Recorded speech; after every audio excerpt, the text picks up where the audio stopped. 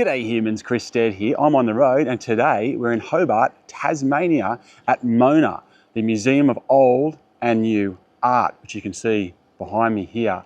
Now we came here 5.5 years ago, just me and my wife, and we've returned, this time with the kids in tow, to see this is a great family activity for you to do while you're in Hobart, Tasmania. So we're going to jump in, do a bit of a tour, take you through all the experiences, have a bit of lunch and head to and from here on the ferry. So I've already arrived on the ferry and we're going to leave on the ferry back to the centre of Hobart. So I'm going to tell you that entire experience.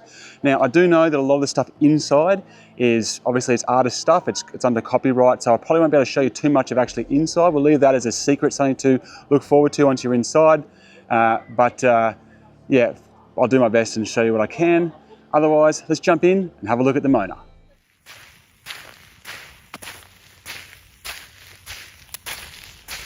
There is the 2 ferries, bespoke ferries that take you to MONA Art Gallery, the MR1 and the MR2. Let's jump on board.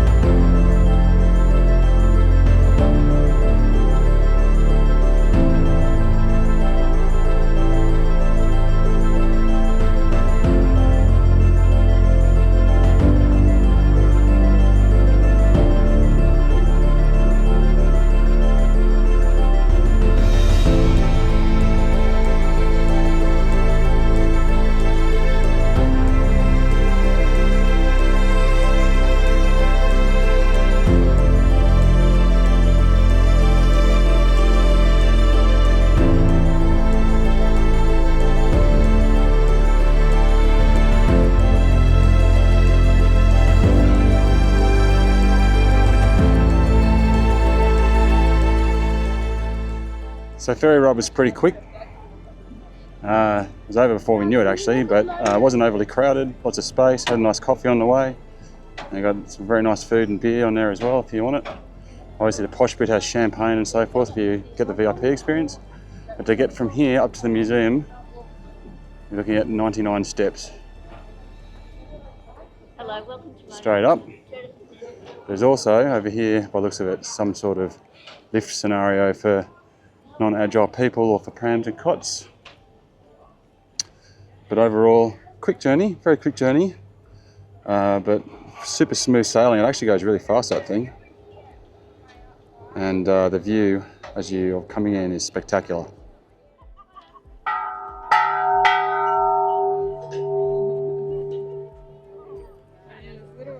The adventure does start outside before you even get in.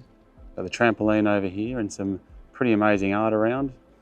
And wrought iron in weird ways and cool spectacular ways. There's lots to see outside and do outside before you even get in. So make sure that you provision some time for that.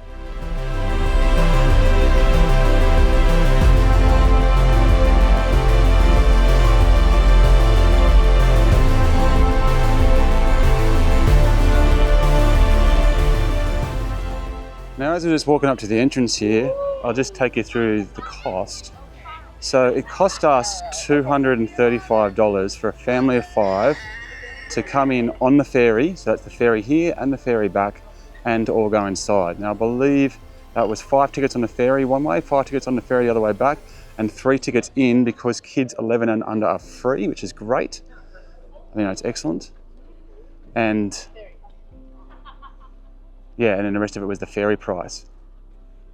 So that is what you can expect. Now that's 2025 prices. Prices change, but that's what it cost us for, you know, a full day out, or as long as we want to stay here for anyway. And you got this very subtle little entrance, if you come in from the ferry at least, into the museum.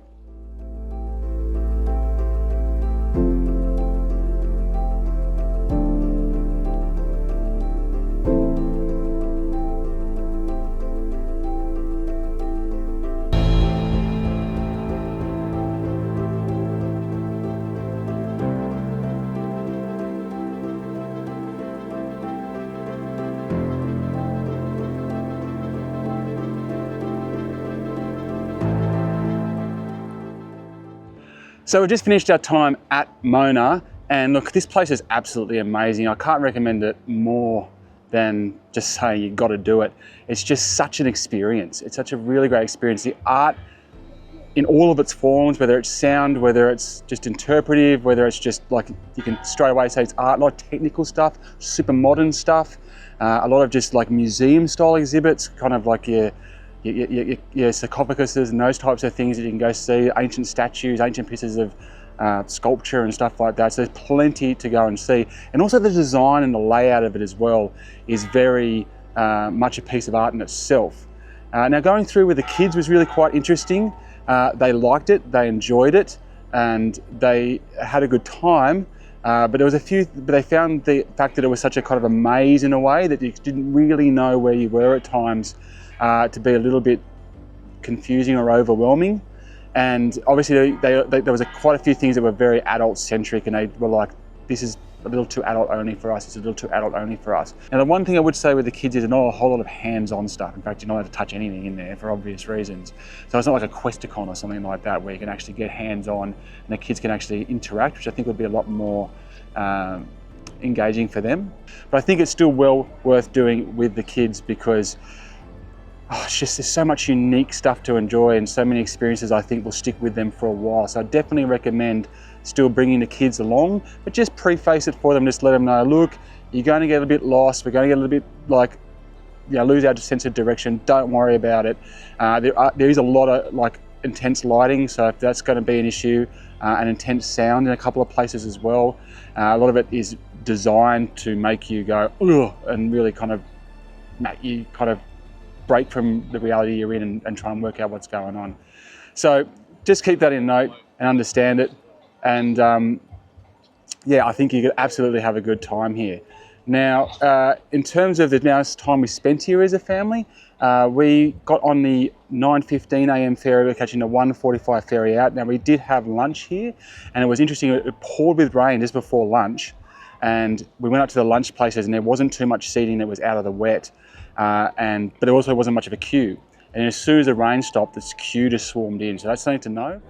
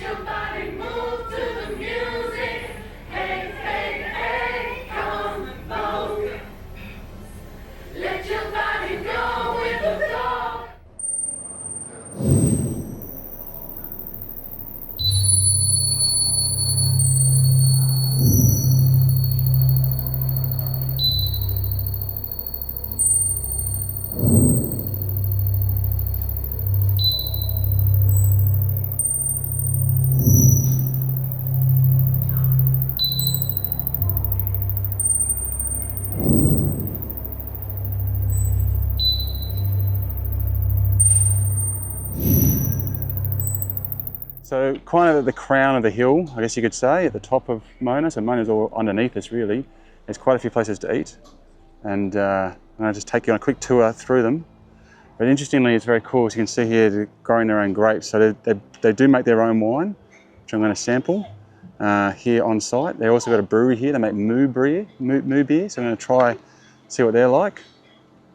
I'll take you inside. So this is the wine bar, the Moorilla wine bar.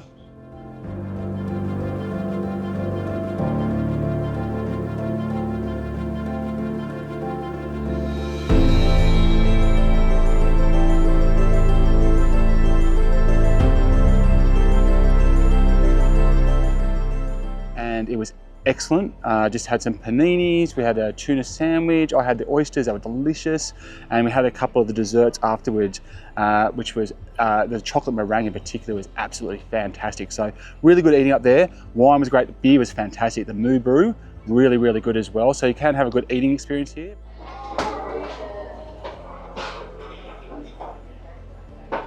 Some good idea of the food there, $20 paninis.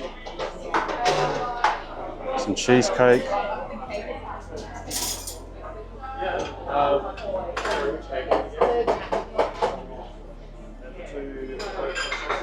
You see here some of the moo beer, because you've got to drink while you're here, right?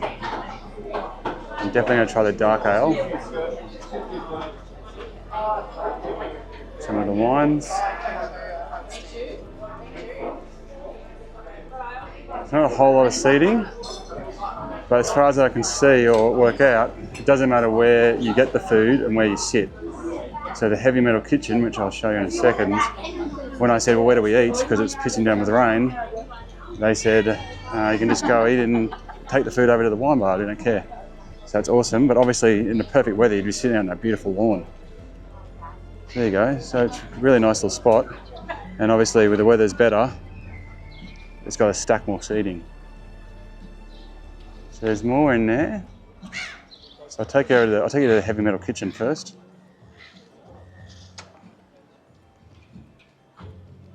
Gin buggy. Excellent. This is cool, isn't it?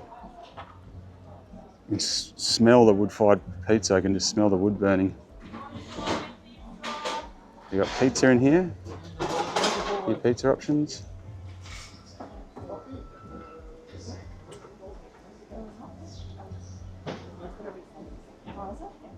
It was dead set, just pouring a second ago. All right, so that's a heavy metal kitchen in there. Oh, look at that, cooking it out on the outside grill. It smells amazing. Look at that. And you got all this funky area out here. You got a really cool playground in there.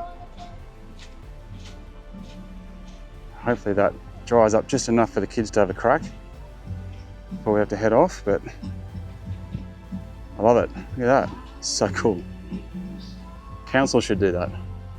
And then obviously you got a lot of live music playing here. I think it was supposed to be a live band today actually. I think they're starting just after we've got to head back.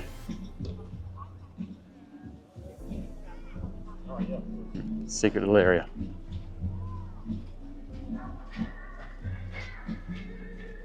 Great views out over the spectacular Hobart countryside. Tasmania is one of the most beautiful places on earth. Make no mistake. There you go. There's a little bar here as well. Oh, there's more food in here. Oh, look at that sunscreen. Thank you. Right, so there's a whole food hall in here effectively.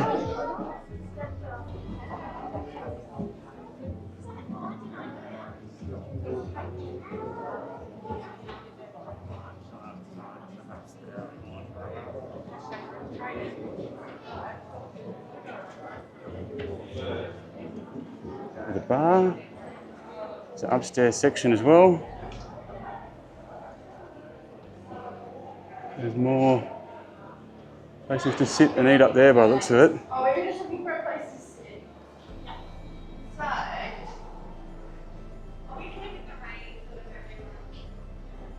I'll just take you to have a look at this bar down here.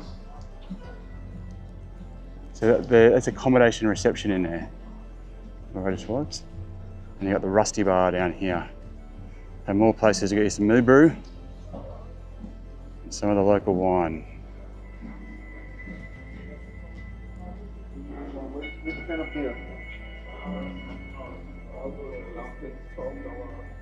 Turned out to be really good for us because it ended up pouring with rain, which is part of the reason why I chose MONA. As I thought there's lots of different things we can do, but the forecast wasn't looking good.